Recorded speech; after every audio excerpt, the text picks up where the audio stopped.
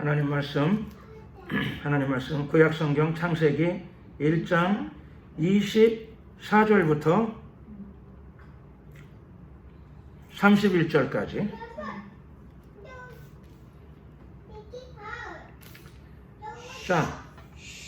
제가 봉독해 올리겠습니다.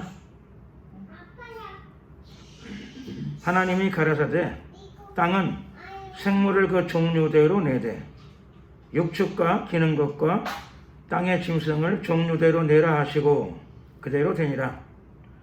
하나님이 땅의 짐승을 그 종류대로, 육축을 그 종류대로, 땅에 기는 모든 것을 그 종류대로 만드시니 하나님이 보시기에 좋았더라.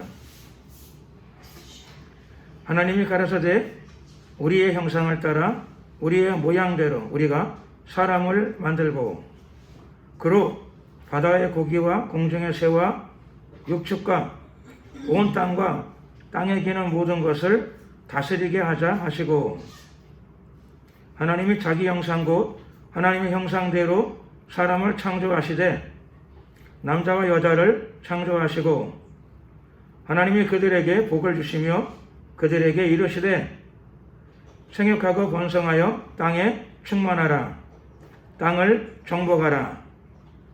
바다의 고기와 공중의 새와 땅에 움직이는 모든 생물을 다스리라 하시니라. 하나님이 가라사대 내가 온 지면에 씨 맺는 모든 채소와 씨가 준 열매 맺는 모든 나무를 너희에게 주노니 너희 식물이 되리라. 또 땅의 모든 짐승과 공중의 모든 새와 생명이 있어 땅에 기는 모든 것에게는 내가 모든 푸른 풀을 식물로 주노라 하시니 그대로 되니라. 하나님이 그 지으신 모든 것을 보시기에 심히 좋았더라.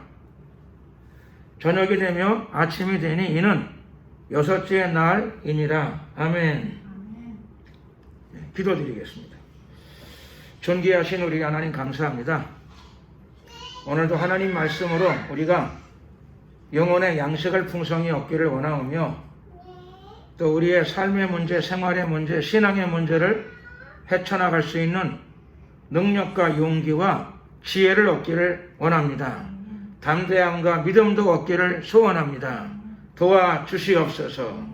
이 시간에 지혜와 계시의 영을 우리 가운데 가득 부어 주시옵소서. 이 시간을 방해하는 모든 어둠의 영들은 다 예수 그리스도의 이름으로 파쇄를 받으라.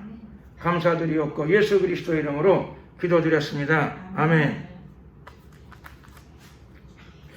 오늘은 인간의 창조 혹은 인간 창조의 의미 이것에 대해서 좀 우리가 말씀을 통해서 은혜를 체험하고자 합니다. 오늘 우리가 읽은 본문 말씀은 하나님이 천지를 창조하실 적에 6번째 날의 사건입니다. 6번째 날. 우리가 잘 아는 바대로 하나님께서는 7일 동안 천지를 창조하셨습니다. 7일에 걸쳐서. 그런데 7번째 날은 안식일이니까 별다른 창조 사역이 없어요. 눈에 보이는 어떤 창조 사역은 없습니다. 그러니까는 6번째 날 창조가 창조 사역으로서는 마지막이라고 할 수 있겠죠. 마지막. 그러니까 눈에 보이는 어떤 창조는 6째 날 완성이 된 거고 또 6째 날에 우리 인간도 6째 날에 창조되어졌습니다. 우리 인간도 6번째 타임, 6번째 날에 창조가 되어졌어요. 하나 특기할 사항은 6번째 날은 인간 창조뿐만 아니라 짐승도 그날 만들어졌어요. 그래서 짐승과 인간이 함께 6번째 날에 만들어졌어요. 그래서 짐승과 인간은 창조의 그 질서에 따르게 되면 학렬이 같은 학렬이라고 해요. 창조의 학렬상 같은 학렬이다. 그렇게 볼 수 있어요. 그래서 사람들이 동물원 가는 걸 좋아하죠. 같은 소리. 창조 학렬은 같은 거예요. 어쨌든 창조의 어떤 순서에 있어서 창조 학렬이 같아요. 재미나는 거는 인간은 모든 창조 중에서 끝에 만들어졌다. 그러니까 인간은 모든 피조물 중에서 그렇죠. 먼저 창조된 건 아니에요. 그래서 인간은 모든 그 피조물 중에서 맨 마지막에 창조되어졌다. 그걸 좀 우리가 유념해야 될 필요가 있죠. 먼저 만들어지면 좋지 않을까요? 먼저 만들어지면 좋을 것 같은 생각도 드는데, 하나님이 인간을 맨 마지막에 만든 이유는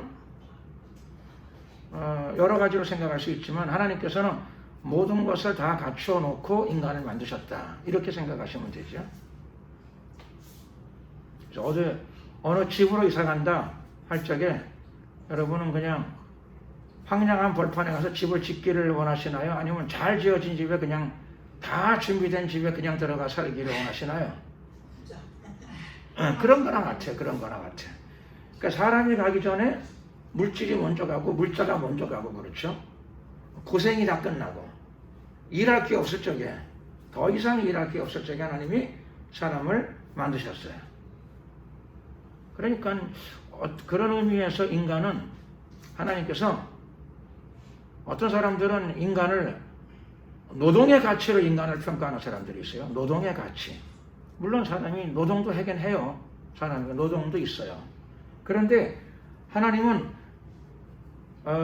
성경을 통해서 우리가 이해할 수 있는 것은, 하나님은 노동자가 없어서 인간을 만드셨다, 그렇게 생각하기 좀 어렵죠.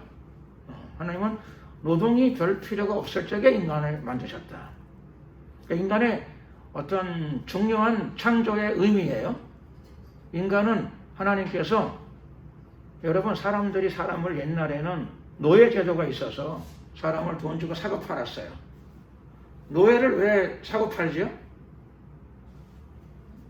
사람인데. 옛날에 실제로 노예 제도가 있었어요. 파는 이유는 돈을 벌기 위해 파는 거고, 사는 이유는 그야말로 노동자를 위해 사는 거예요. 노동력을 위해서. 노예를 대개 노동력을 위해 사는 거죠. 노동자로서. 노동력을 이용하려고 사는 것이죠. 그 노예 제도 때 노예는 정말 노동자예요. 노동의 가치가 그 인간의 가치야.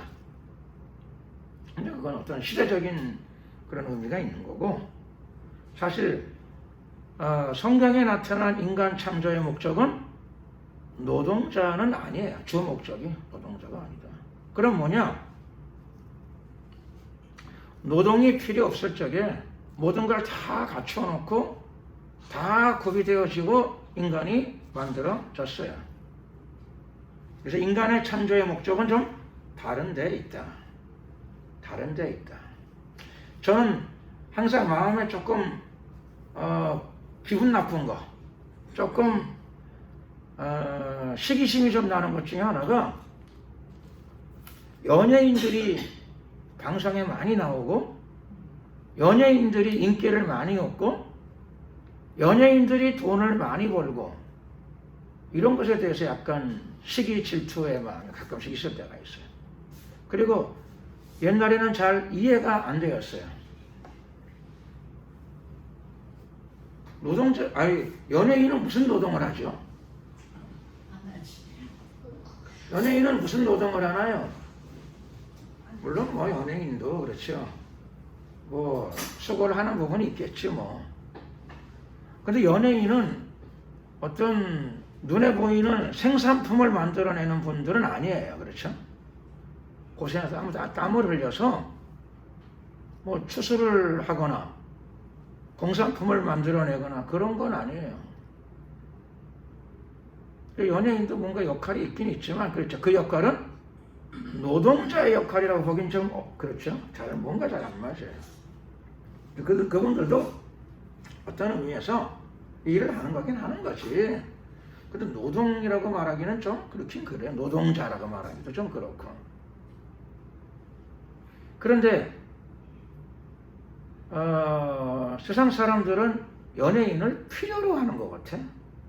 계속 연예인들을 필요로 해서 땀 흘려 돈 버는 사람 같아 보이진 않는데, 사람들은 그 사람들이 뭐 공연하면 표를 사서 돈을 주고 가서 보고, 부르지 않아도 방송국에 가가지고 보려고 그러고, 또 그 사람을 보기 위해서 채널을 고정시키고 찾아가기도 하고. 그래서 채널을 찾아가니까 방송국은 좋은 연예인을 쓰게 되면은 시청률이 올라가겠죠, 당연히. 그러니까 우리는 연예인 같은 사람들을 통해서도 뭘 알 수 있는가 하면, 사회에서도 신앙을 떠나서, 종교를 떠나서 또 사람들은 꼭 인간을 노동자로서만 생각하지 않는다라고 하는 걸 알 수 있어요. 노동자로서만 생각. 인간의 가치는 노동의 가치에만 있는 것은 아니다. 물론 노동은 필요한 가치고 중요한 가치인 건 사실이지만 그게 모든 가치는 아니다라고 하는 것을 우리는 연예인을 통해서도 일부 이해할 수 있게 됩니다. 연예인은 뭘 생산하나요? 음식을 생산하는 것도 아니요, 농산물을 만들어내는 것도 아니요, 물고기를 잡는 것도 아니요, 공산품을 만들어내는 것도 아니요, 자동차를 만들어내지도 않아요. 좀 묘한 거죠. 아마 부르자면은 아마 뭐 서비스업에 해당되려나, 산업 구조로 나눌 적에 모르겠어요. 뭘로 분류해야 되는지를 잘 모르겠는데, 단순 노동자로 분류하기는 좀 어려워요. 그런데 사라지질 않아요. 그 직종은 사라지질 않고, 제 생각으로는 앞으로는 더 유망할 것 같아요. 근데 우리는 연예인을 통해서라도 하나 이해하는 거는, 사람은 인간을 노동의 가치로만 평가하지는 않는다. 사람들은 노동 말고도 인간에게 다른 가치를 요구한다. 물론 뭐 연예인은 어떤 특별한 사상을 주입하는 사람도 아니요, 뭐 스포츠맨도 아니에요. 연예인은 뭐랄까, 제가 생각하는데 아마 사람의 마음속에, 사람의 지정의 중에서, 인간의 혼은 지정의의 차원이 있거든요. 인간은 정신적으로 지정의, 지식과 정서와 의지의 측면을 가지고 있는데, 연예인은 이렇게 뭐 연예인을 분류하고 이해하는 사람은 별로 없지만, 아마 하나님 말씀에 따라서 분류를 해보자면 연예인은 아마 육체 노동자로 분류하기는, 그들도 뭐 육체 노동도 있겠지만, 연습하려면 뭐 고생도 있겠지만, 아마 육체 노동 그런 건 아니고, 연예인은 사람들의 정서에 무엇인가를 기여하는 사람들, 정서적인 부분에. 연예인이 나오면 사람들이 말을 꺼내기도 전에 먼저 좋아해. 코미디언은 연예인 중에서 웃긴 다음에 웃잖아요. 그리고 보통 어떤 연예인들은 그 사람이 뭘 하기 전에 뭐 기뻐해, 먼저. 대단한 거죠. 대단한 거예요. 그 사람이 뭘 노래를 부르거나 그 사람이 코미디를 하거나 그걸 하기 전부터 좋아해. 먼저 막 열광을 하고 좋아해요. 정말 연예인으로서는 정말 탁월한 거죠. 뭘 하기도 전부터 사람들이 먼저 와서 기다리고, 그리고 무대에 올라가서 뭘 하기, 마이크를 잡기 전부터도 막 소리를 지르고 기뻐. 그러니까 그 기쁨은 영적인 기쁨까지는 아니지만, 기쁨은 기쁨이에요. 어디의 기쁨? 정서적인 기쁨인 것 같아요. 그 사람의 매력, 그 사람의 아름다움, 그 사람의 멋진 외모, 또는 어떤 매너, 뭔가 있겠죠. 그거가 나오기도 전에 먼저 열광을 하고 기뻐해. 나도 그런 사람이 됐으면 좋겠어요. 뭘 하기도 전부터 사람들이 막 기쁘고. 그럼 얼마나 좋을까요?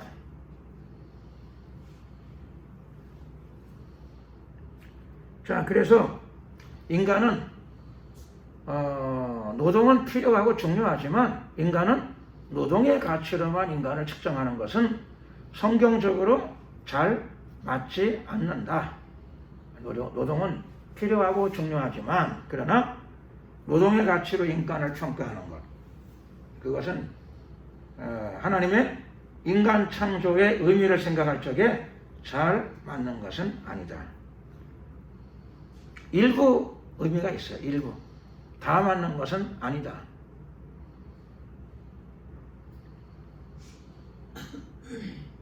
근데 우선 6번째 날 그 창조에 대해서 이야기할 적에 먼저 생각할 수 있는 것은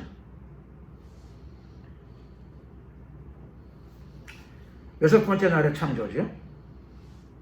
하나님께서 말씀하십니다. 땅은 생물을 그 종류대로 내되. 땅에서 많은 생물들이 있는데 하나님께서 말씀하시기를 땅에서는 생물들이 종류대로 나와라 말씀하셨어요. 그래서 창조 때부터 이미 세상의 모든 것들은 창조 시부터 종류대로 되어졌다. 종류대로. 어떤 분야가 있는 거예요. 종류가 다 있는 거예요. 하나님의 머릿속에서, 마음속에서 다 종류가 있어요. 실제로 생물학자들이 생물들의 종류를 나누죠. 종속 뭐 해가지고 나눠요. 과목 뭐 이렇게 해가지고 종류들을 분류하더라고요. 물론 그 분류가 하나님의 분류에 몇 프로 맞는지는 모르지만 아마 상당 부분은 맞을 거예요. 그리고 우리는 이 하나님께서 생물을 종류대로 내되 이렇게 말씀하시는 걸 통해 가지고 모든 생물들은 다 종류가 있다라고 하는 것을 알 수 있어요. 그래서 분류, 분야 이런 것들이 있다는 걸 알고 여러분의 삶 가운데에도 적절하게 분야를 나누어서 생활하는 사람이 되게 되면 질서 있는 생활이 이루어집니다. 조화로운 생활이 이루어질 수 있습니다. 실제로 사회는 그렇게 하죠. 사회는 그렇게 종류나 분야를 나누어서 사회를 유지해 나가요. 근데 개인적인 삶에도 적절하게 자기 생활의 어떤 분야를 적절하게 잘 나눠서 생활한다면 훨씬 더 능률적이고 단정한 생활이 올 수 있다. 그게 하나님의 창조 질서에 부합되는 생활이다 라고 하는 것을 알 수 있습니다. 분류가 잘 안 되면 아주 난처해지죠. 사람들이 어린아이들에게 부르는 노래, 인간의 몸에도 다 분류가 있고 분야가 있다는 걸 가르쳐주기 위해 가지고 애기들에게 가르쳐주는 노래가 있죠. 머리, 어깨, 무릎, 발. 저도 그걸 어렸을 때 불렀겠지만 그때는 내가 그거를 깨닫지를 못했어요. 어린 나이에는 그게 분류가 안 돼. 그냥 뭐 다 그냥 한 몸인가라는 생각이 들고 몸은 뭐고 마음은 뭐다 그러면 뭐 이해를 못하는 거죠. 어릴 때는 너는 몸이 있고 마음이 있다. 그러면 뭔 소리인지 알 수가 없어요. 그러니까 되게 어리게 되게 되면은 분화가 안 되는 거예요. 분화가 되질 않아요. 그런데 자꾸 장성해지게 되면은 그렇죠. 자기의 몸에 대해서도 분류를 하죠. 이렇게. 그리고 장성해지게 되면은 몸뿐만 아니라 몸과 마음이 다르다는 걸 알게 돼요. 몸과 마음이 다르다는 걸. 그래서 어느 날 몸은 아프지 않지만 몸은 안 아파도 마음이 아플 수 있다. 몸이 아픈 것만큼 그걸 알게 되죠. 그래서 마음에도 충격을 덜 받도록 조심하고 정신적인 충격이 올 적에도 충격을 받았으면 빨리 자기 관리를 해낼 줄 알아야 돼요. 충격을 안 받으면 좋은데 정신적인 충격을 안 받을 방법이 없어요. 지혜로운 사람은 충격이 왔을 적에 그렇죠. 저도 나이가 30대 중반쯤 되니까 그런 요령이 생기더라고. 어느 날 내가 가만히 생각하니까 내가 충격을 받았어. 그럼 어떡하지? 내가 그때 그 정도 30대 중반쯤 되니까 내가 알겠더라고요. 아, 내가 충격을 받았구나. 그럼 어떡하지? 이게 꽤 오래 갈 것 같은데 얼마나 갈까? 몇 년 갈까? 몇 달 갈까? 그런데 최소한 며칠 이상 갈 것 같아. 그럼 어떻게 해야 되느냐? 충격받은 상태로 다른 일을 잘 못하니까 그때는 어떻게 해야 되느냐? 우선은 표정 관리를 잘해야 돼. 내가 충격받았는데 관계없는 사람들한테 인상을 찌그리고 있으면 그렇죠? 다른 인간관계도 다 손상이 많이 와. 그러니까 표정을 가급적이면 적절한 표정을 짓고 그렇죠? 그 다음에 이런 거예요. 보통 늘 습관적으로 잘 하던 일을 해. 새로운 일을 잘 안 해. 왜냐하면 정신적인 충격이 왔으니까. 새로운 일은 복잡하잖아요. 그렇죠? 그러니까 요리도 늘 하던 요리만 해. 그때는 늘 쉬운 거, 늘 하던 것만 하고 새로운 거 잘 안 해. 실수가 날 가능성이 있기 때문에 그래요. 그리고 운전도 복잡한 운전은 피해요. 낯선 데 갑자기 가거나 그런 거 잘 안 해. 이게 위험할 수 있으니까. 그렇죠? 충격받은 상태이기 때문에 혹시나 욱하는 마음으로, 그렇죠? 일을 저지를 수 있어. 욱하는 마음으로. 근데 욱하는 마음이 갑자기 운전하다가 올라오게 되면 핸들에 약간 영향이 올 수 있어. 그렇죠? 근데 속도가 빨리 달리다가 핸들에 약간 영향이 오거나 그러면 안 되잖아요. 그러니까 그게 그때 처신을 내가 해요. 혼적인 처신이죠. 정신적인 처신. 왜 그러느냐? 나이가 들어서 내가 몸과 마음은 다르다는 걸 내가 알아요. 몸에는 이상이 없지만 마음에 이상이 와 있어. 그래서 내가 마음에 이상이 와 있다라고 하는 것을 아는 거예요. 그러니까 미분화가 아니죠. 어린아이처럼 미분화가 아니고 이제 분화가 된 거예요. 분화. 분류가 될 줄. 내가 나를 조금 분류할 줄도 아는 거예요. 자, 그래서 분류를 그냥 뭐 마음대로 할 수 있지만 적절하게 분류하는 건 좋은 일이에요. 너무 많이 분류하면 오히려 혼란이 올 수도 있어요. 혼란. 너무 많이 분류하면. 그래서 애들한테는 머리, 어깨, 무릎, 발. 요게 즐거워요. 근데 갑자기 그렇죠. 머리칼, 이마, 눈썹, 막 이렇게 노래를 1절, 2절, 3절, 5절 부르면 맞기는 맞는데 그렇죠? 그럼 잘 안 맞아. 그래서 여건과 상태에 맞게 분류하고 생활하는 게 좋아요. 분류하고 생활하는 게 좋다. 그래서 기억력이 좋다고 내가 분류를 한없이 늘리면 그렇죠. 생활이 오히려 능률적이지 않을 수가 있어. 능률적이지 않을 수가. 저는 특징이 제가 옷을 복잡하게 안 입어요. 제 생활의 보통 기본이 물론 뭐 항상 그런 건 아닌데 나도 어느 날은 멋을 내고 싶을 때도 있지만은 대개는 제가 옷을 단순하게 입어요. 그 이유는 활동하기 편하게 하기 위해서. 활동하기 편하기 위해서. 복잡한 옷을 잘 안 입어. 좋은 옷 사줘도 여름에는 여름 거 입고 겨울에는 겨울 거 입어야죠. 아주 겨울 거 입고 권사님 말씀 잘하셨어요. 나는 단순한 생활을 좋아해가지고 사찰에도 한 벌로만 살면 얼마나 좋을까 그 생각을 할 때가 있어. 항상 봄, 여름, 가을, 겨울 한 벌로만. 그 대신에 빨아야 되니까 똑같은 옷을 서너 벌 가지고 그냥 살면 얼마나 좋을까. 그럼 신경을 덜 쓰니까 거기다가 신경을 덜 쓰니까 그런 거예요. 자, 그런 생각을 할 때도 있어요. 그런 생각. 단순하면은 분할을 적게 하게 되면은 생활이 편리하니까. 생활이 편리해지니까 이런 거예요. 자, 그러니까 분류나 분할을 할 적에 그렇죠. 자기 여건이나 처지나 상황에 맞게 적절하게 분류하는 게 좋아요. 적절하게. 그래서 너무 과도한 분류를 하게 되면 머리는 많이 썼는데 오히려 불편할 수도 있어요. 너무 단순화돼 버리게 되면 정신병자 취급을 받을 수 있어요. 그러니까 한 옷만 가지고 봄, 여름, 가을, 겨울을 입게 되게 되면 주위 사람들한테 그렇죠. 단순한 사람으로 안 보이고 정신에 문제가 있는 사람으로 보일 수도 있고 실제로 거의 그렇게 봐야 될 거예요. 그렇죠. 그러니까 한 벌의 옷으로 사초를 입는다. 그러게 되면 정신적으로 검소한 사람으로 보기보다는 정신적으로 좀 뭔가 문제가 있다. 그게 맞을 거예요. 그렇게 맞게 되는 거예요. 검소한 게 아니라 정신적으로, 즉 정서적으로 문제가 왔다. 그렇죠? 그러니까 분화가 안 되는 거죠. 그 사람 생활 속에서 분화가 잘 안 되는 거예요. 분화. 적절하게 분화를 할 줄 알아야 돼요. 난 잘 모르겠지만 아마 옷을 잘 입는 사람은 아마 이렇게 될 거예요.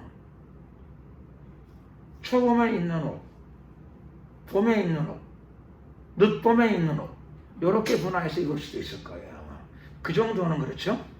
그 정도는 센스가 있는 걸 거예요. 일반적인 봄도 초봄, 중봄, 늦봄 아마 그 정도 센스가 있는 거예요. 근데 분류가 더 심해지게 되면 이제 복잡해져가지고 생활에 문제가 와. 너무 분류를 하면. 자, 어쨌든 우리는 하나님 말씀을 통해서 하나님은 온 우주를 창조하시는데 적절히 분류하시면서 하셨다라고 하는 걸 알 수 있어요. 그래서 적절한 분류. 우리 생활 가운데 분류하는 거는 우리가 주관적으로 할 수 있어요. 그렇죠? 하나님의 우주는 하나님 뜻 가운데 다 만드셨는데 우리의 생활 가운데 분류하는 방식은 우리가 할 수 있어요. 그렇죠? 집안의 내부 인테리어는 그렇죠? 집 주인이 자기 스타일에 맞게 뭔가 분류해 가면서 할 수 있는 것과 같은 거죠. 그래서 그걸 적절히 잘 하고 살아가는 것, 지혜로운 사람이죠. 지혜로운 사람. 제가 보니까 나는 못했는데 내가 고등학교 다닐 적에 내 친구 중에 공부를 잘하는 아이는 학교에서 배운 거를 잘 분류를 하더라고. 분류. 심지어는 그렇죠? 과목이 너무 많아 고등학교 때는. 나는 그냥 되는 대로 해요. 되는 대로 해요. 그러니까 내가 적절하게 잘 생활을 못한 건데 내 친구는 보니까는 갔다 오면은 분류를 잘해. 그래서 시간 배분까지 잘해. 오늘 갔다 왔으니까는 국어는 30분만 공부하고 영어는 조금 모자라니까 40분 공부하고 그 다음에 또 다른 과목은 또 10분씩만 하고 이렇게. 분량은 많지만 배점이 낮으니까 점수가 낮으니까 점수가 배정 점수가 적으니까 조금만 공부해. 틀리면 할 수 없고. 그게 적절히 분류 해석을 잘하더라고요. 잘해. 시간표 정해놓고 잘해. 역시 그 아이는 나중에 공부를 매우 잘하는 학생이 됐어요. 그 분류는 적절하게 분야를 나누고 분류하고 분류해서 잘 조정해 생활한다는 거. 굉장히 좋은 생활이 되는 거죠. 좋은 생활. 그래서 우리는 성경을 통해서도 하나님께서 모든 것들을 다 종류대로 창조하셨다. 그러니까 종류대로 된 게 처음부터 종류대로 됐나요? 차츰 종류대로 됐나요? 처음부터 종류대로 만들었다. 그런데 학자들 중에서 어떤 사람들은 처음부터 종류대로 된 게 아니고 처음에는 하나밖에 없었는데 점점점 분야가 나누어졌다. 이렇게 말하는 사람들이 있어요. 그 사람들을 뭐라고 부르는가 하면 진화론자라 그래요. 진화론자. 그래서 원래는 모든 동식물들이 다, 모든 동물들은 다 박테리아나 아메바 같은 걸로부터 그거만 있었는데 그게 점점 자라고 성장하고 발전하고 진화되고 하면서 수백 년, 수천 년 가면서 나눠져 가지고 그 똑똑한 아메바는 사람이나 원숭이 쪽으로 점점 발전하는 거고 그 다음에 그렇죠? 미분화되고 형편없는 거는 점점 무슨 그렇죠? 미천한 동물들로 발전해 나가고 이렇게. 진화론이 맞을까요? 안 맞을까요?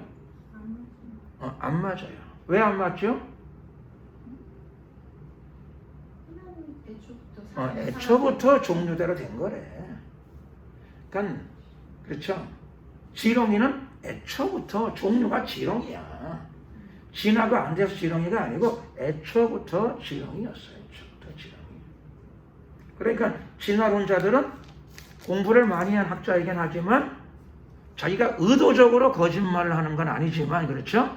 사실 본의 아니게 공부 많이 하고 헛소리 하는 거죠. 그렇죠? 헛소리 하는 거. 부모가 벌어준 돈으로 공부 많이 한 다음에 그렇죠. 커가지고 평생 헛소리 하는 학자들이다. 좀 지나친가요? 성경 말씀에 따르면 그렇다는 거죠. 성경 말씀에 따르면 그래요. 그리고 하나님이 우주를 창조하실 적에 하나님이 그렇게 만드셨답니다. 그래서 진화론은 논이기도 하지만 그렇죠.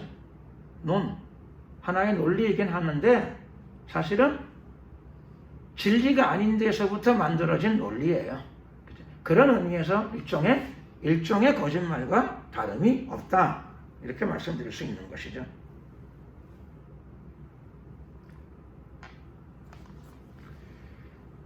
자, 그리고 여기 보면은 하나님께서 생물을 그 종류대로 24절인데요. 생물을 그 종류대로 내되 자, 생물의 종류들 중에서 땅은 생물을 그 종류대로 내되 그러니까 새나 그 물고기가 아니에요. 땅의 생물들인데 종류대로 만들어졌는데 크게는 육축과 기는 것과 땅의 짐승 이렇게 돼 있어요. 육축과 기는 것과 땅의 짐승. 그러니까 땅에 있는 모든 생물들은 지금 생물학자들은 어떻게 나누는 게 있겠죠. 종속, 과목 해서 나눠요. 그렇게 나누는데 성경에는 기본적인 분류, 기초적인 분류는 자, 하나님이 만드실 적에 어떻게 만드셨는가 하면 육축과 기는 것과 땅의 짐승이에요. 크게 셋으로 나누고 더 분류하셨어요. 우리는 이제 그걸 알아서 뭐 하려고요? 내가 하나 알려드리고 싶은 게 있어서 말씀을 나누는 거예요. 그래서 여러분, 기는 것은 알겠죠? 기어다니는 게 기는 거죠. 뭐. 기어다니는 게 뭐가 있어요? 대부분 무슨 뭐 곤충, 뱀, 지네, 뭐 그렇죠? 기어다니는 게 많아요. 기어다니는 것들 너무 많죠, 종류들이. 지렁이 뭐 다 기어다니는 거예요. 그러니까 기어다니는 것은 다 성경에 한 단어, 기어다니는 것 이렇게 분류가 그렇게 되는 거고. 그 다음에 육축은 아시나요? 육축, 소, 돼지 그런 육축이라고 그러죠. 권사님은 시골 사람이니까 잘 아셔. 육축, 농촌 잘 아셔. 육축. 짐승은 뭐죠? 농촌에 자랐지만은 육축과 짐승을 지금 구별이 안 되는 거야. 미구나. 그러면 뭐 짐승은 못 먹나요? 육축은 어떻게 집에서 키우는 거 아닌가? 예. 그래서 사실 생물학자들은 이게 구별이 안 돼요. 내가 볼 때 육축과 짐승은 생물학에서는 구별이 안 될 거예요. 생물학자들에게는 구별이 안 되는데 생물학자들이 공부해서 구별하는 거와 만드신 하나님이 구별하신 건 달라요. 놀라요. 생물학자들에게는 무슨 뭐 개나 너구리나 그렇죠. 배 갈라보면 위가 있고 눈이 있고 코가 있고 뭐 허파가 있고 뭐 분류가 안 돼. 똑같아요. 비슷한 거야. 그냥 짐승이야. 그런데 하나님은 이렇게 말씀하시는 거예요. 닭하고 개는 비슷해. 우리가 볼 땐 비슷해요? 안 비슷해요. 차라리 닭하고 꽁은 비슷해. 근데 하나님은 닭은 개하고 비슷하다고 말씀하셔요. 그러니까 개하고 닭은 육축에 들어가. 참 신기하죠? 그러니까 생물학자들의 분류법하고 하나님의 창조에 만드실 적에 하고 내용이 조금 달라요. 우리 눈으로 볼 적에는 닭은 꽁과 비슷해요. 근데 하나님 오늘 성경 말씀 보면 여러분 이거 잘 보세요. 오늘 말씀을 잘 보세요. 그리고 이 말씀이 여러분의 생활에도 직접적인 도움이 되기를 예수 그리스도 이름으로 축원합니다. 보시자고요. 육축과 기는 것과 땅의 짐승 이렇게 종류가 나눠져 가지고 하나님 창조를 하신 거예요. 육축은 한마디로 말씀드리면 육축은 가축을 의미해요. 가축.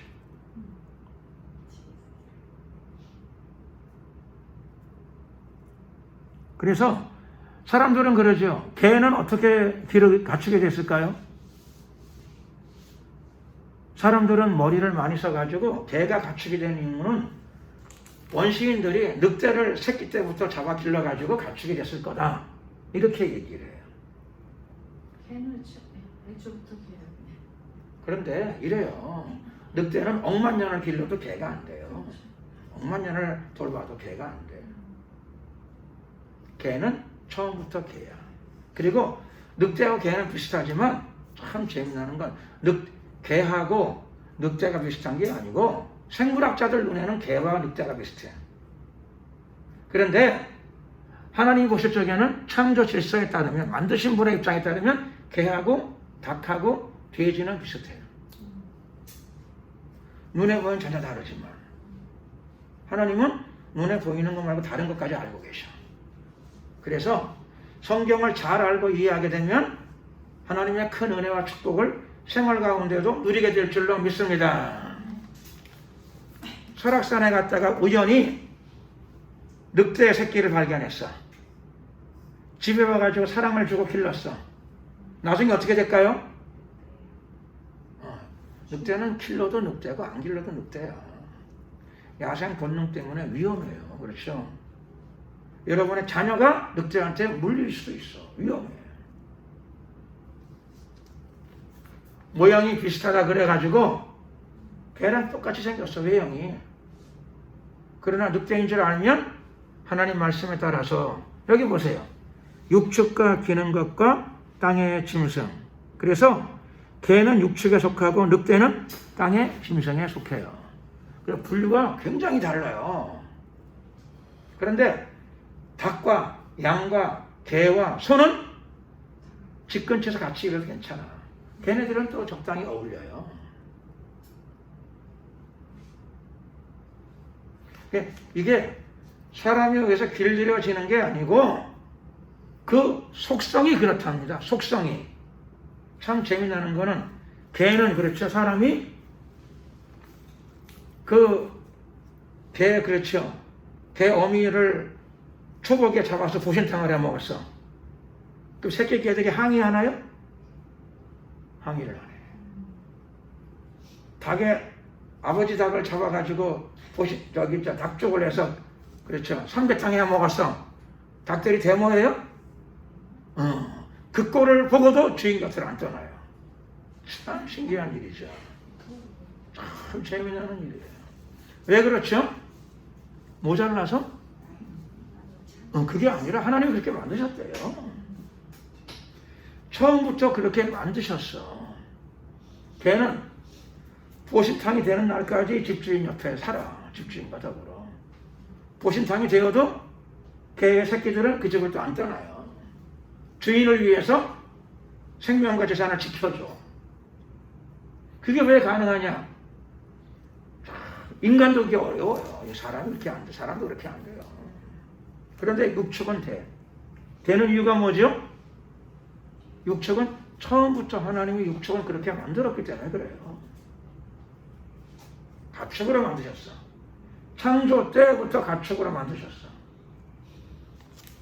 그래서 짐승을 키워서 돈을 벌고 싶다. 그럼 뭘 키워야 될까요?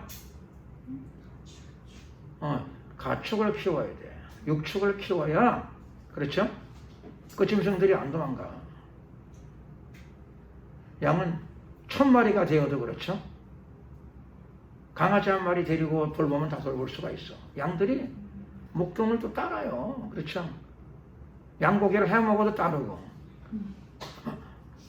해마다 해 먹어도 또 따라가요. 같이 가. 양은 그래요. 소도 그래요. 소는 그냥 고기만 해 먹는 게 아니라 뼈까지 다 우려 먹고 막 그래도 그 주인하고 똑같이 사는 걸 좋아해. 신기하죠, 신기해. 왜 그러냐? 이걸 잘 알아야 돼요. 하나님이 원래 그렇게 만들었기 때문에 그래요. 그래서 짐승을 키워서 돈을 벌고 싶다. 그러면 그렇죠. 꼭 여기 육축에 속한 걸 키워야 되지. 육축이 아닌 걸 키우면 그렇죠. 엄청난 돈을 투자하고 손만 물려. 그 짐승한테 손을 물리게 돼 있어요. 아무리 길들여도 잘 안 돼요. 잘 안 돼. 왜요? 노력하면 되느냐? 정성을 기울이면 되느냐? 안 돼요. 하나님이 원래 그렇게 만들었기 때문에 그래요. 이건 하나님만 아세요. 만들 때 그렇게 만들었기 때문에. 그러니까 정신 구조를 그렇게 만든 거예요. 개나 소나 돼지는 그렇죠. 기새끼를 잡아먹어도 그 다음날 또 그 주인에게 충성봉사하고 또 살아요. 개는 새끼를 보신탕을 해먹어도 참 기가 막힌 거지 그게. 어떻게 보면 딱하죠. 딱해. 그러나 하나님도 그렇게 만드셨어. 이게 왜 그렇게 되는 거냐? 그러니까 이게 하나님의 말씀을 잘 이해하게 되면 우주를 잘 이해할 수 있고 온 세상을 잘 이해할 수 있게 됩니다. 종류대로 만드셨어요. 그리고 하나님은 그것을 좋아하셨어요. 하나님 보시기에 좋았더라. 자, 그리고 오늘 중요한 내용이죠. 하나님께서는 우리 인간을 만드셨어요. 모든 것들을 만드시고 마지막에 인간을 만드셨어요. 그런데 인간을 만들 적에는 다른 모든 것들과 좀 구별되어져요. 이게 인간 창조의 특징입니다. 특징을 잘 이해해야 되겠죠. 특징. 제일 중요한 거죠. 특징. 인간만큼만 유일하게 하나님께서 말씀하시는데 하나님이 가라사대, 자 26절 말씀이죠. 우리의 형상을 따라 우리의 모양대로 우리가 사람을 만들고. 그래서 하나님이 인간을 만드실 적에는 홀로 한 분이신 하나님께서 우리가라는 말을 쓰셨어요. 그래서 인간 창조에서는 인간 창조의 모델이 뭐냐? 모델이 우리의 형상, 즉 하나님의 형상대로 만들었어요. 하나님의 모양대로 만들었어요. 그리고 하나님이 직접 만드셨어요. 그러니까 인간은 정말 만들 적에 위대한 존재를 만드신 거예요. 정말 고귀한 존재를 만드셨어요. 인간 고귀함의 근원이 어디 있느냐? 여기에 있어요. 여기에. 성경을 떠나면 인간 고귀함의 어떤 근거를 갖기가 어려워요. 인간이 고양이보다 훌륭하다는 이유가 뭐죠? 뭐 때문에 개는 잡아먹어도 되고 인간은 죽이면 안 되는 거죠? 개고기는 먹어도 되고 인간 고기는 먹으면 안 되는 이유는 뭐죠? 사실 뚜렷한 근거가 별로 없어요. 소를 5마리 잡아 죽였다 그래가지고 감옥 가나요? 사람은요, 죽이지 않아도 크게 다치면 감옥 갈 수 있어요. 그 근거가 뭐예요? 소의 생명을 왜 싸구려고 인간의 생명은 왜 귀해요? 근거가 뭐예요? 이 우주에서는 근거가 없어요. 평등하지 뭘 그래요. 살아있는 모든 것들은 다 고귀하고 다 평등하지. 인간만 유별하게 차별해야 되는 이유가 뭐예요? 왜 평등하지 않고 인간만 유별나게 차별적으로 잘 대우하는 거예요? 뭐 때문에? 다 똑같은 생명인데. 이 세상에서는 그 근거가 없어요. 우주에는 그 근거가 없어요. 딱 하나, 여기에 있어요. 여기에.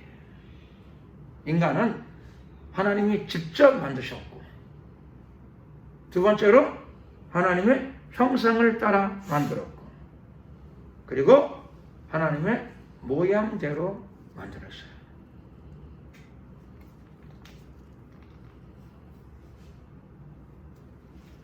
그래서 사람이 회개하고 예수 믿고 성령을 받고 하나님의 말씀에 순종하고 살아가다 보면 뭐가 나오죠?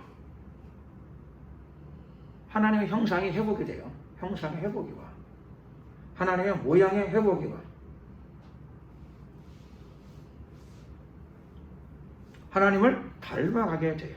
닮아가게 돼요. 이게 중요한 거예요. 이것이 바로 신앙생활의 목적이라고 할 수 있어요. 신앙생활의 목적이 뭐냐? 사람이 만들어질 때부터 사람은 하나님의 형상대로 만들었어요. 그러므로 여러분의 삶과 모습 가운데에서 하나님의 형상과 모습이 나타나도록 해야죠. 하나님의 형상과 모습이 나타나게 해야 돼요. 하나님의 영광이 나타나게 해야 합니다.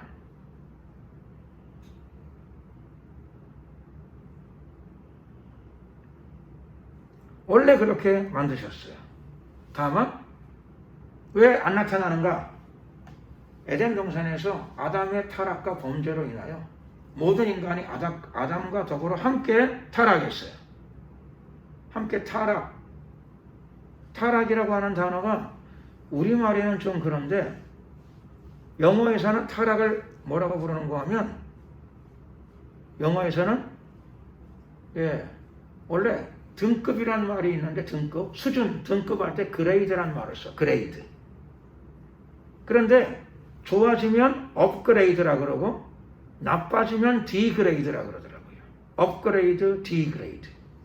업그레이드란 말 들어보셨나요? 업그레이드, 좋아진다, 잘 된다, 더 좋아졌다, 업그레이드. 그레이드가 올라갔다는 거죠. 업그레이드. 반대로 그레이드, 등급이나 수준이 떨어진다는 말을 디그레이드라고 해요. 디그레이드. 그런데 타락이 뭐냐? 영어로 말하면 그레이드가 떨어진 거야. 디그레이드야. 회개하고 하나님을 닮아가면 업그레이드 되는 거야. 인간이 업그레이드.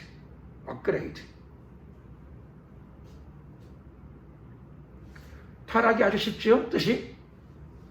타락의 뜻이 아주 쉬워요. 그러니까 하나님의 형상이 안 나타나게 되면 디그레이드가 된 상태예요. 디그레이드. 디그레이드가 왜 왔느냐?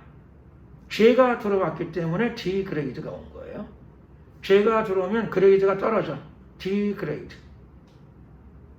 디그레이드예요. 그럼 업그레이드만 하면 되는 거죠. 아주 쉬워요. 디그레이드 된 사람들, 디그레이드 된 부분이 있으면 업그레이드를 시키면 돼요. 그런 의미에서 신앙은 아주 단순한 줄로 믿습니다. 단순해요. 그런데 업그레이드를 어떻게 시키느냐라고 하는 거죠. 업그레이드. 사실 인간은 스스로 디그레이드는 됐지만 스스로 업그레이드를 시킬 능력은 있다? 없다? 없어요. 없어. 스스로 업그레이드를 시킬 능력이 없어요. 스스로 하나님의 형상과 모습을 회복할 능력은 없어요.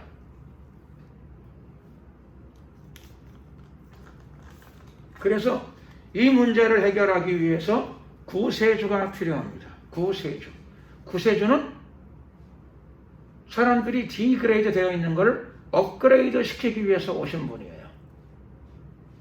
업그레이드 시킬 수 있는 공로와 능력을 그분이 부여하시는 겁니다. 그러니까는 예수를 믿었는데 업그레이드는 안 됐다. 예수님은 믿었는데 그 사람이 업그레이드는 안 됐어요. 그럼 어떻게 된 거죠? 잘 이해하셔야 돼요. 예수님은 믿는데 그 사람이 디그레이드에서 벗어나지는 못해. 그냥 업그레이드는 안 돼. 그럼 뭐가 되는 거예요?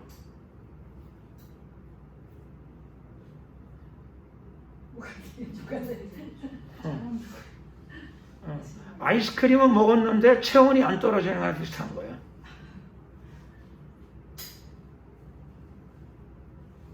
약은 먹었는데 감기는 안 낫는 거나 마찬가지야. 밥을 10공기를 먹었는데 배는 안 불러. 아주 이상한 거죠. 이상한. 내가 물어보니까는 그분이 예수는 믿는데 예수는 교회 다닌 지가 10년도 넘었대. 근데 업그레이드는 안 되고 있어. 디그레이드. 어떨 때 승질을 때 보면 디그레이드가 더 심해져. 아, 그렇죠. 디그레이드가 더 심해져. 그래서 내가 물은 건 아니고 주위 사람들이 물어. 어쩌자고 그렇게 하셨냐고, 그런 짓을 하셨냐고 그랬더니 그 사람이 가슴 아파하지를 않더라고. 슬퍼하지를 않아. 후회하지도 않아. 그리고 뒤를 돌아보면서 어깨에 힘주고 그래. 나는 원래 그런 놈이야. 그러더라고. 그러니까 그걸 제가 볼 적에 어린 시절에 내가 그런 어른들을 보니까 아니 예수님은 저런 사람들한테는 힘을 잘 못 쓰시나 보다. 그런 생각이 들더라고. 예수님은 저런 분한테는 잘 안 통하시나 보다. 그런 생각이 들더라고. 안 통하는 게 아니고요. 예수님은 모든 사람들을 위해서 길을 열어주셨어요. 예수님의 보혈의 공로가 모든 사람들에게 다 임하여 있어요. 그 사람이 마음의 문을 열면 그 공로가 들어가요. 그 믿음이 흘러 들어가. 나는 어렸을 적에 예수님이 저런 사람들한테는 힘이 좀 안 되시나 보다. 예수님도 저런 사람들한테는 힘이 좀 딸리시나 보다. 그렇게 생각했는데 그게 아니고 성경에 이렇게 되어 있더라고요. 예수님께서 요한계시록에 나오는 말씀이죠. 내가 문 밖에 서서 문을 두드리노니 누구든지 문을 열면 내가 그로 더불어 먹고 그는 나로 더불어 먹으리라. 그러니까 문을 열면 예수님의 공로가 그 사람에게 임하는 거예요. 은혜가 임하는 거예요. 근데 그 사람이 빗장문을 닫아버리면 나는 원래 이런 인간이에요. 예수님을 뭐 싫어하지는 않지만은 난 할 수 없어요. 자기가 문을 닫아 걸면 예수님도 문 밖에 서서 어떻게 할 수가 없는 거죠. 예수님이 기적을 행하실 적에 자주 쓰는 표현이 있어요. 예수님이 기적을 행하실 적에 이렇게 말씀하셨어요. 너의 믿음대로 되라. 너의 믿음대로 되라.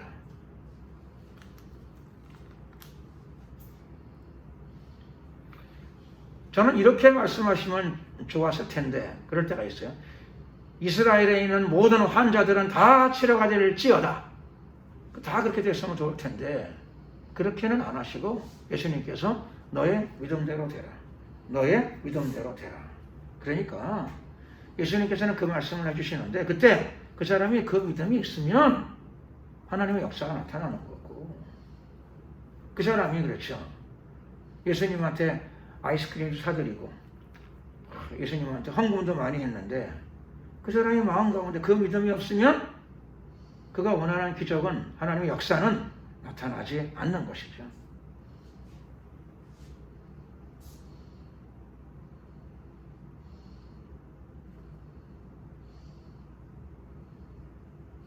자, 오늘 우리는 이 본문 말씀을 통해서 뭘 이해하려고 하는가?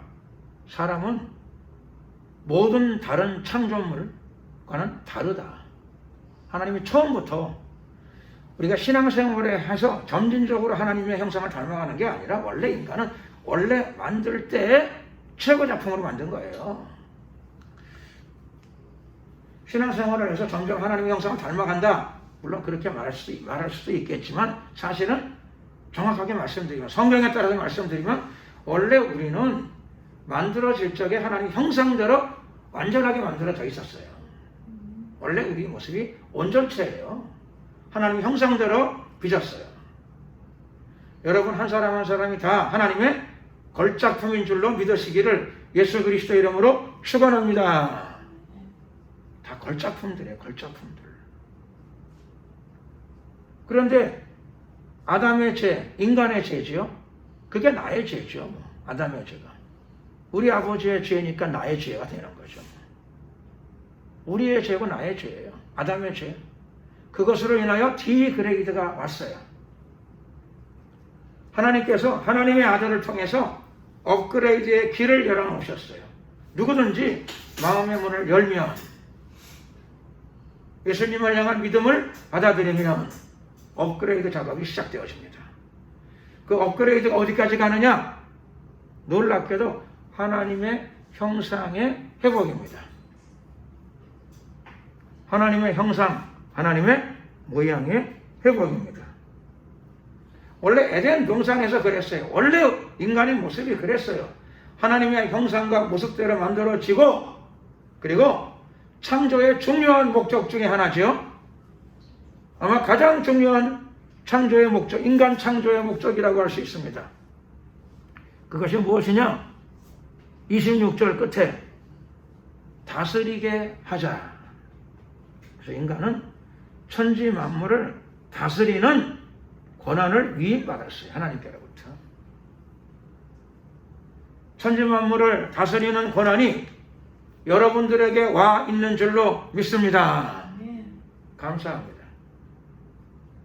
우리를 하나님 만드신 목적이 다스리게 하자. 그래서 자녀를 잘 다스려야 되나요? 아니면 자녀가 나를 다스려야 되나요? 자녀를 잘 다스려야 돼. 내가 환경을 잘 다스려야 되나요? 아니면 환경에 눌려가지고 아이고 내 신세에 하고 한숨을 쉬어야 되나요? 내가 환경을 잘 다스려야 돼. 환경을 적절하게 잘 다스려야 돼. 옛날에 우리 집은 저 화곡동 쪽에 3층 집에 살았어. 3층 집. 정원도 크고 좋더라고요. 그런데 좋았는데 조금 지나니까 굉장히 좋은데 우리 어머니가 싫대. 뭐가 싫으세요? 그랬더니 청소하기 싫어. 청소하기가 싫대. 정원에 물도 안 주니까 내가 줘야 되고, 가족들이 바쁘다고 물도 안 주고 나가지. 3층까지 다 청소하지. 보통 문제가 아니래. 이게 중노동이래. 중노동.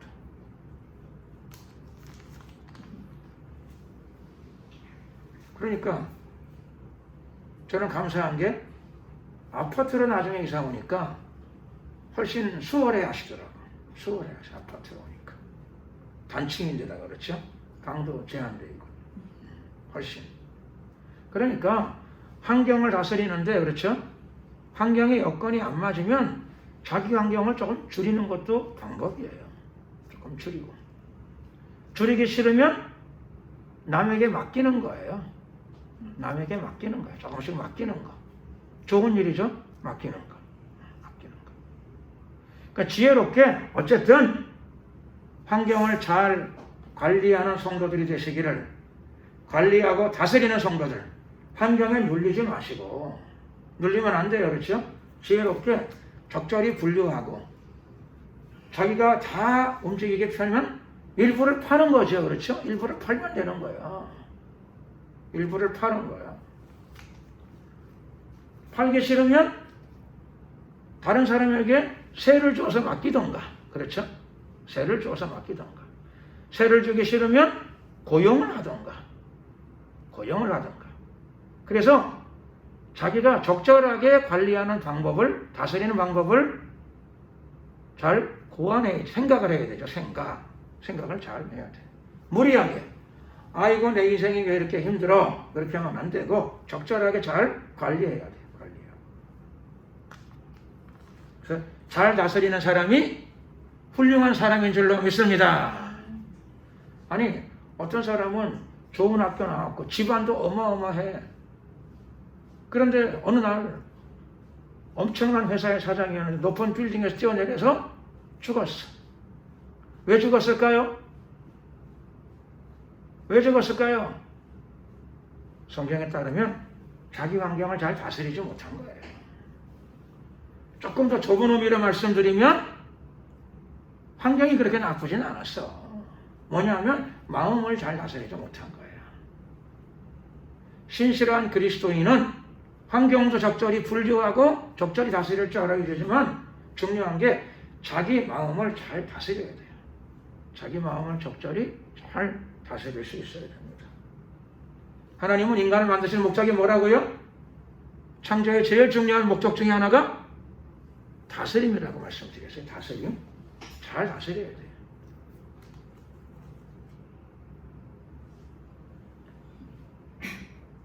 자기 환경, 자기 마음, 자기 육체 이런 거를 적절히 잘 다스려야 됩니다.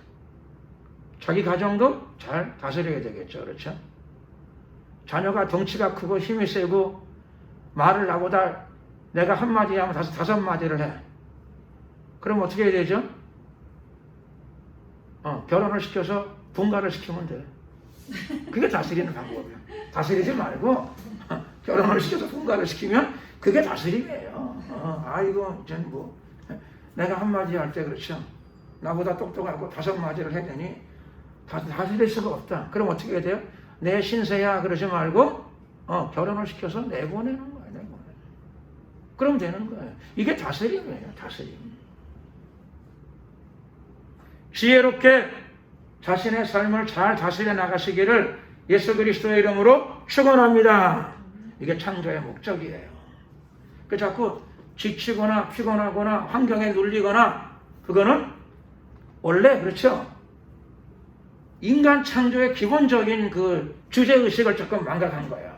그렇게 하지 말고 기도하고 지혜를 달라 그래서 적절하게 다스린다 그래가지고 그렇죠. 안 다스려지는 걸 억지로 다스리지 말고 결혼해서 내보내는 거예요. 나가 살라고. 결혼시켜가지고 내보내는 거예요. 아이고 너하고 상대하다가 내가 머리가 터져서 명대로 못 살겠다. 근데 그걸 억지로 다스릴 필요가 없어요. 그건 모자란 생각이에요. 적절하게, 그렇죠? 결혼시켜서 멀리 좋은 도시에 가 살게 하는 거예요. 소신대로 살아라. 나하고 싸우지 말고 소신대로 살아라.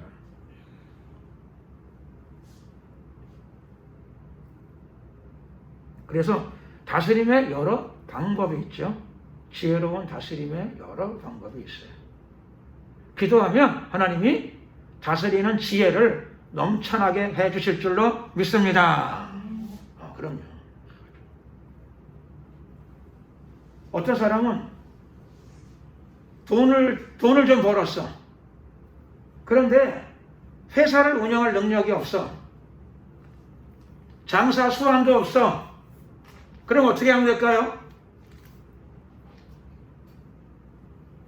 여러 가지 방법이 있어요. 그렇죠. 그걸 억지로 뭐 돈을 들고 장사를 하고 사업을 하고 할 필요가 없어요.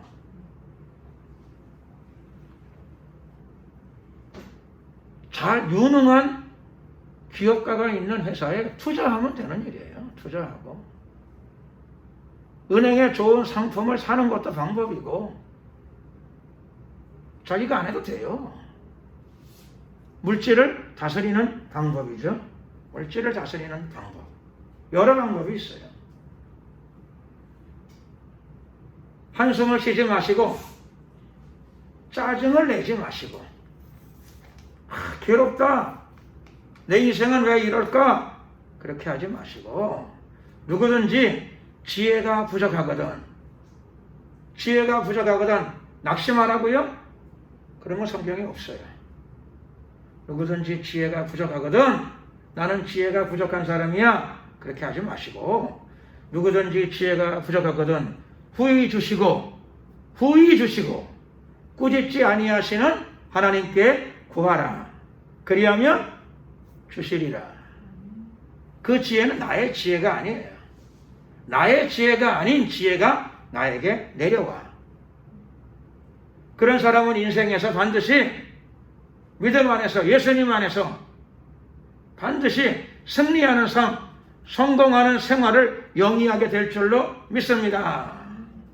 기도해서 그 지혜가 오게 되면 순탄하게 자기 삶을 성공적으로 개척해 나갈 수 있게 돼. 근데 그 지혜가 안 오니까, 그렇죠? 기도 안 하니까 그 지혜가 안 와. 하나님의 지혜, 내 지혜가 아니에요. 내 잠재 능력의 개발이 아니에요. 기도하면 내게 나오는 게 아니라 남의 것, 하나님의 것이 나에게 내려와. 하나님의 지혜가 내게 내려와. 능히 문제를 해결하고 나갈 수 있게 돼요. 감리교회를 세웠던 웨슬레, 감리교회를 만들었던 웨슬레의 어머니는 자녀를 몇 명인지 기억이 안 나. 한 10명 가까이 나왔어. 몇 명이에요? 10명 맞구나. 내가 우연히 맞췄어, 정말. 내가 알고 한 건 아니고 많은 건 기억이 나는데 몇 명이죠. 10명인데 그렇죠? 기가 막힌 일이지. 그 10명이 그렇죠? 다들 훌륭한 인물이 되었어. 얼마나 힘들었겠어요. 10명을 키우려면.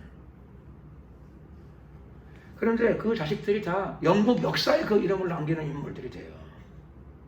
왜 그렇게 되었을까요? 어머니가 좋은 대학을 나와가지고 돈이 많아가지고 무지하게 가난했대. 또. 근데 어떻게 그렇게 됐죠? 그 어머니가 자기가 지혜가 부족한 사람이라는 걸 일찍 깨달았어. 나는 자식을 10명이나 낳았는데 지혜가 참 없구나. 그러면 제대로 못 키우는 거지 뭐. 그런데 그거는 그걸 미리 알고 내가 지혜가 부족하니까 남의 지혜를 받아야 되겠다. 남의 지혜. 누구의 지혜죠? 하나님의 지혜를 구했어. 하나님의 지혜. 나의 지혜로 10명을 도저히 못 키우겠습니다. 정상적으로. 그러니까 하나님의 지혜를 좀 부어주세요. 그래서 하나님의 지혜로 자식을 10명을 키웠는데 10명의 자식들이 영국의 역사에 그 이름을 남기는 사람들이 돼요. 하나 나오기도 어렵잖아요. 위대한 인물이. 한 집안에. 그러니까는 한숨을 쉬고 짜증을 내고 그러면 만약에 웨슬리 어머니가 한숨을 쉬고 짜증을 냈으면 어떻게 됐을까요? 내가 장담컨대 자식들 다 삐뚤어져요. 다 삐뚤어져. 한숨 쉬고 짜증내는 어머니 밑에 자라게 되면 그렇죠? 하나만 키워도 힘들어요. 10명이 어떻게 다 정상적으로 자라겠어요. 10명이 다 영국 역사에 이름을 남기는 훌륭한 인물들이 돼요.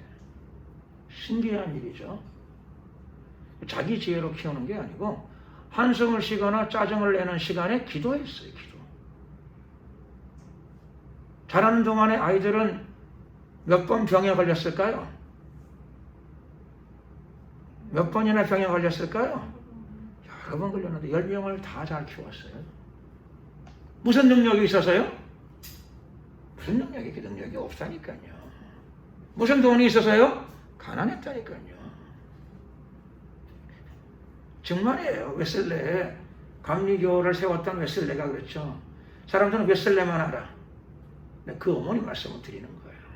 10명을 키우는데 가난하고 배운 것도 없는데 자기의 한계를 일찍 알았어요. 일찍. 그래서 주님, 하나님께 내가 돈을 많이 달라고는 내가 안 그러고 지금 뭐 내가 어디 가서 뭐 그렇죠. 많은 공부를 할 수도 없는데 내 자녀들이 훌륭한 인물이 아니라 내 자녀들이 나중에 죽은 다음에도 역사의 이름을 남기는 인물들이 되게 해달라고. 그리고 하나님 자녀니까 지혜를 주시면 지혜를 달라고. 그래서 내가 나의 지혜는 안 되겠고 남의 지혜, 하나님의 지혜를 주시면 그 지혜로 내가 키울 테니까 도와달라고 쫙 기도했어요. 그래서 한숨을 안 쉬고 짜증을 안 내고 기도해서 하나님의 지혜로 키웠더니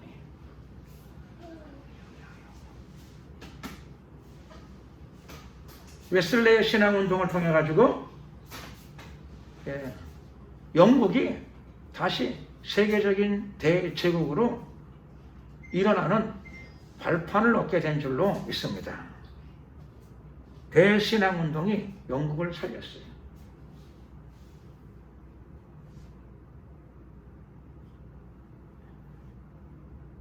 우리가 기도하면 우리를 만드신 하나님의 형상과 모습이 회복되기 시작하고 우리의 영적인 모습이 회복되기 시작하면 하나님께서 구하라 주실 것이요 찾으라 찾을 것이요 문을 두드리라 그리하면 너희에게 열릴 것이니라. 그래서 구하는 자에게 하나님께서 하나님의 나라의 귀한 것들을 주세요. 웨슬레 어머니에게 특별한 지혜를 주셨어요.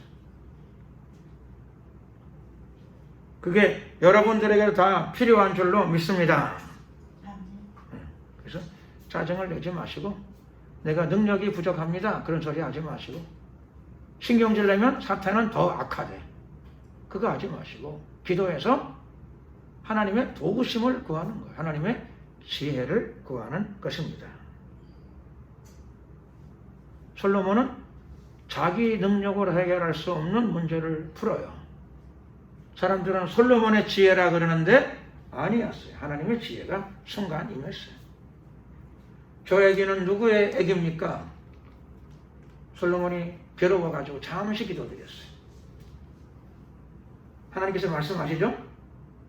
네 입으로 저 애기를 반 잘라가지고 사이좋게 나누어 가져라 그래라. 솔로몬이 그렇게 이야기했어요. 그랬더니 문제를 해결받게 되었어요. 사람이 기도 생활을 하고 예수님 안에서 내 안에 있는 하나님의 형상과 모습을 회복시켜 나가다 보면 하나님께서 하나님의 지혜도 부어주시고 문제도 해결해 주시고 응답도 주십니다. 구원받은 성도들에게 하나님이 왜 하나님의 형상과 모습을 회복을 안 시켜주시겠어요? 겸손히 주님과 동행할 적에 하나님의 형상과 모습이 회복되며 여러분의 삶에 하나님의 나라가 임하게 될 줄로 믿습니다. 자, 오늘은 여기까지만 하겠습니다. 말씀을 시간이 좀 많이 갔는데 여기까지만 하겠습니다.